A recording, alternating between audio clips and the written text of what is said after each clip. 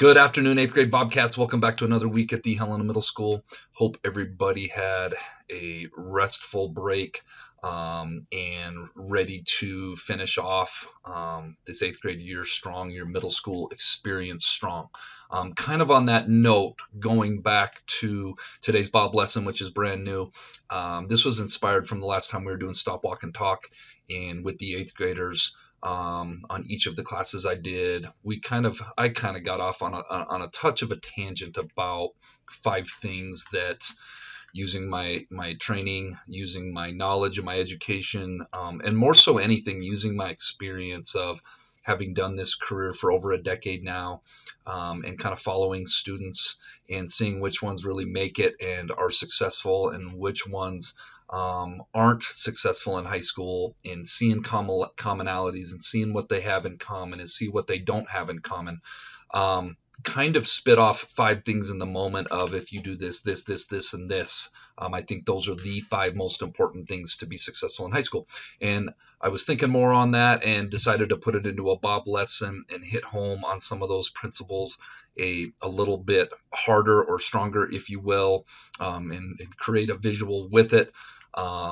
Because that's what this whole thing is about. Middle school is kind of training ground, building a foundation for high school, and things are going to get very real here in a few months for many of you. And being a high school graduate, really for all of you, should be everybody's goal, and it's such an attainable goal, but it definitely takes a game plan.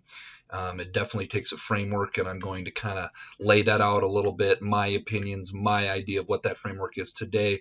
And so I'm hoping you all really enjoy that. All right, this week's Bob lesson: 5 keys for high school success. But first, let's be our best at HMS this week. Let's be Bob. Let's be safe. Let's be responsible. Let's be respectful. And let's be a learner. All right, first step is, and I really believe this more and more over the years, is community involvement and finding your community and finding a bigger part, whether that's a team, whether that's a club, whether that's an organization, finding a group of people that have a theme, whether that theme is volleyball, sport, dance, thespians, speech and debate, finding something greater than yourself to belong to. And as I watch students go on, I think one of the biggest things is, I think it's good for us as human beings to have accountability to something bigger than yourself. Life is hard moving forward. I'm not going to sugarcoat that at all. I'm just going to tell you how it is. Life is hard. And part of that is we need things to drag us along. We need reasons to drag our butts out of bed sometimes. And if we know that it's not just about us, it's about a group of other people that are counting on us, I think that can be very powerful. To do right and to make the right decisions and to avoid things like drugs, alcohol, vaping, to avoid getting into situations where we know we shouldn't do. A lot of times it's that accountability of having your community, whether that's your team or whether that is your thespian partners or whatever, your orchestra group, your choir group, that having them there to hold you accountable is really important. There's a statistic, and I wish I knew the exact number, but it is statistically proven that students who are involved in a team, club, or activity in high school are more likely to be high school graduates than ones that are not. That is why Helena High's whole thing, like HMS, is be safe, be responsible, be respectful, be a learner. They incorporate be involved. So finding your community involvement somewhere. The second is attendance. One of my favorite quotes is, sometimes the best ability in life sometimes is availability, right? You can have all the ability in the world, but if you're not there, that doesn't, all of your talent or your skills or whatever kind of goes by the wayside. So many of us struggle with getting to school consistently, and the ramifications of not having good attendance when we get to high school, it's just that much more spotlighted. It's that much more. You literally cannot have more than, I believe, 10 unexcused absences and pass your classes a semester. The same way you can't maintain a job or a career as an adult someday without that consistently being at your job. It simply isn't possible to be successful in high school when you're not consistently at school.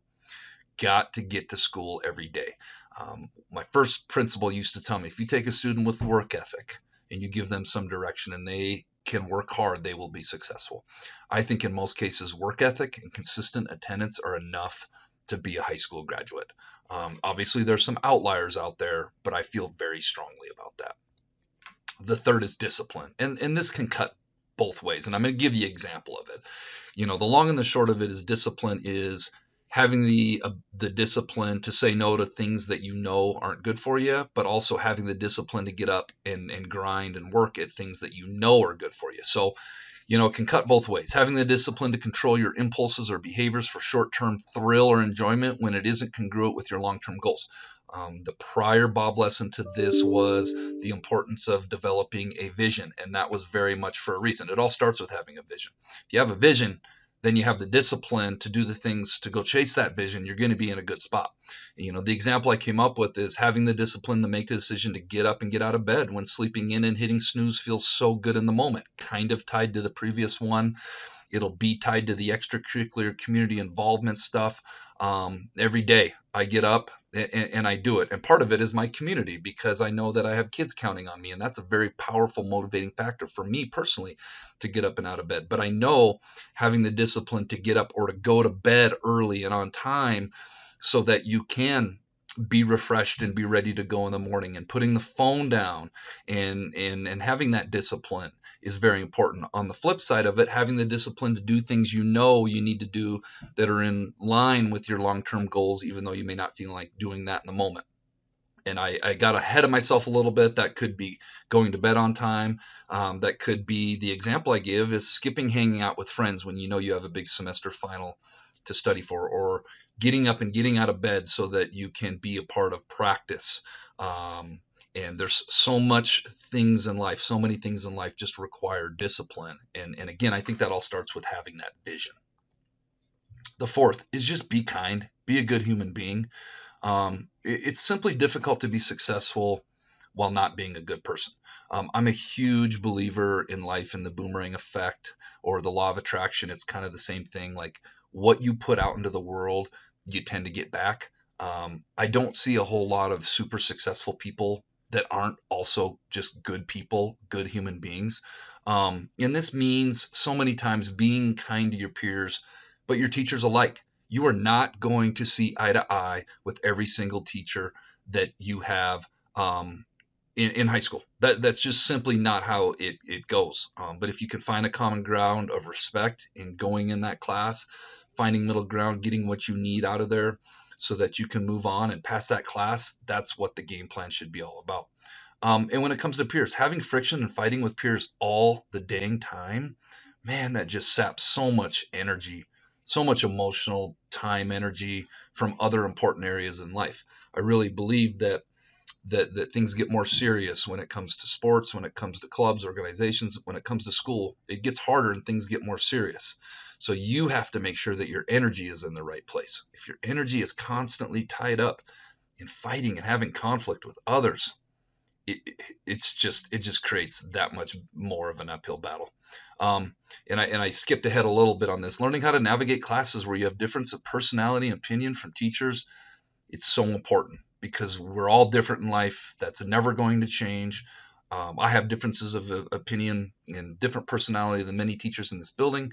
But I also recognize the importance of being respectful, being a professional, trying to understand them, trying to get my points across, and then finding a common ground that's good for all of us. So be good human beings. Can't stress that enough. And the fifth is check your circle. Talked about this. A book I read, The Nurture Assumption, that talked about what has a greater effect on how young people turn out. Is it nature versus nurture? Is it the genetics that you're born with, or is it the surroundings that you are raised in? And the takeaway that I want to take from this book is that when it does come to nurture, it's not necessarily your parents, your auntie, your uncle, grandma, grandpa that matters the most. It's your peer group that you choose to hang out with. I will say for many of you, from now until you're an adult, the greatest influence on your life, many times, it's not for everybody, but for a large portion of you, is going to be those 5 people that you spend the most time with. Those 5 friends that you spend the most time with, your top 5 Snapchat friends that you have streaks with, whatever, however you measure your top 5 friendships, they will have a greater impact on you these next 4.5 years than anybody else in your life. Stop and think about that. Peer influence in your teens is one of the most powerful things there is out there. So some good questions to ask yourself when it comes to your circle. What goals or lack of goals are my close 5 friends working towards or not working towards? And how does that rub off or affect me? In what ways do my close friends influence me? Friends, good friends should influence you in a positive way. They should know you. They should know your mission. They should know your purpose, your vision that you have, and hold you accountable to that. I was giving my close friend a hard time trying to get him to go mountain bike with me, and I told him, I'm like, your physical health has slipped a little bit. I can tell you've put on some weight. Like, let's go exercise. Let's get going on this. That's being a good friend. And he said to me, the one thing I can always count on you for is shooting me straight and being honest with me, and that's a compliment because, that's what good close friends are about. And then are we headed in the same direction? Are we headed in the same direction as one another? That is one of the hardest things in high school, is when people start heading in a different direction in life. And then you have to sit back and you have to think about that a little bit.